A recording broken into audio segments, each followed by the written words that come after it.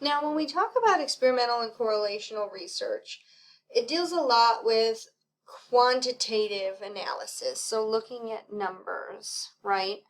Sometimes we want a little more detail and a little more context. That's where we kind of turn to qualitative designs, okay? So quantitative, dealing with numerical data, qualitative, dealing with, think of like words, long explanations.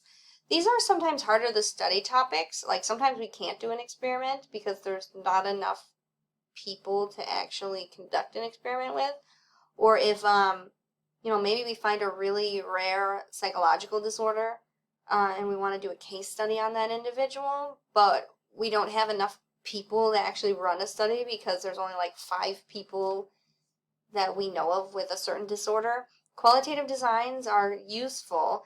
They're good for these hard to study topics and they give us a lot of context.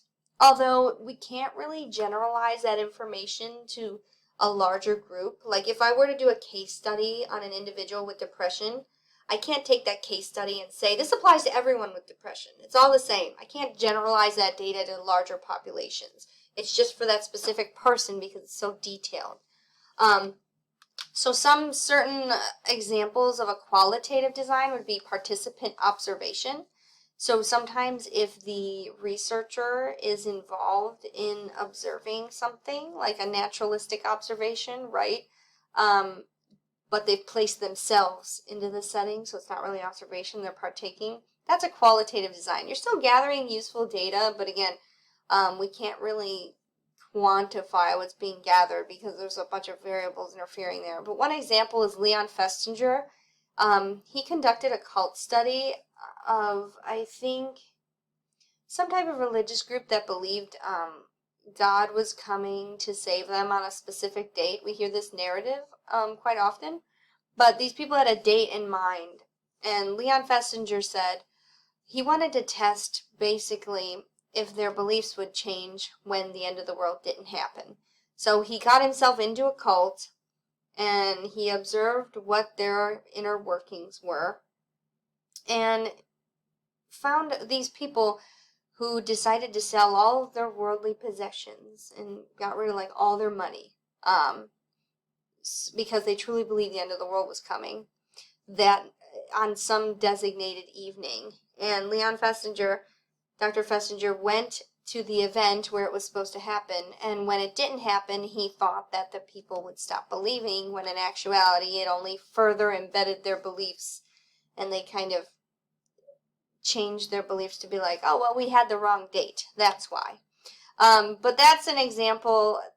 I kind of went tangential, but that's an example of an embedded observer. Think of like, an undercover cop or something. You're in there, you're in the situation, you're observing. But again, it's qualitative data, so we can't really statistically compute that. Case studies. Case studies are in-depth research concerning an individual or a small group. So an example would be the case of Sybil. You may have heard of her. She was diagnosed with multiple personality disorder. Now it's called dissociative identity disorder. And while her case wasn't actually the disorder it's real. It's debated, but we won't go there just yet. But she got so famous because there was a case study conducted on her where her therapist made extensive notes about her life, her condition, the effects it's had on her. And this is great information, but we can't really say this happens to all people with dissociative identity disorder. And it turned out that hers was faked. So, and that's that. But then there's also narrative analysis. So sometimes if you do get qualitative data, this is not the same as surveys. When you take surveys, that's quantifying information. Like when you rate stuff on a scale, we can take that quantitative data and run with it. But coding individual reports, I had to do this one time for qualitative design. I was testing animal enrichment at a zoo. I worked as an intern. And we wanted to see if the amount of training sessions actually correlated with animal welfare. And so I had to operationalize how I was defining animal welfare.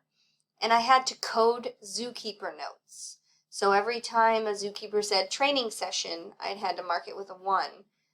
Anytime they said feeding, I marked it with a 2. Anytime they said off exhibit, I put 3. So I had to go through the notes systematically, create a system for coding everything. And it is as fun as you would imagine. But these are qualitative designs. It's a way to sample, gather data. I don't want to say it's not useless. It's just that we have to be very careful when taking this information and applying it to larger concepts. Now, on the other hand, my thing will flip. Surveys are great because they give us large quantities of data. Okay, so if you rate these numbers, strongly agree or disagree, we can quantify these numbers quite easily, but they don't give us the context that this qualitative information does. So it would be like if you've ever taken a survey and they only allowed you to choose a bubble, but you couldn't explain your answer, and you're like, oh, I wish I could explain my answer. That's the benefit of qualitative designs. Very in-depth context. Whereas surveys are just kind of, okay, rate it. Give us the number. So hopefully that helps you distinguish between qualitative and quantitative data and research methods. And I'll talk to you soon about validity and reliability.